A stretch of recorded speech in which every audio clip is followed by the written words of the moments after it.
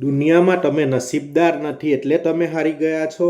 ના, એવું નથી. તમે પ્રયત્ન કરવાનો છોડી દીધો છે અને તેને કારણે તમે હારી ગયા છો.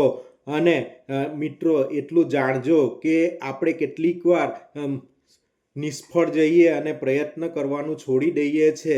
સિંહ પણ 10 શિકાર કરવા જાય છે, તેમાંથી 8 વાર નિષ્ફળ જાય છે, છતાં પણ તે પ્રયત્ન કરવાનો છોડતો નથી અને તેને 2 વાર તો તેને સફળતા મળે જ છે.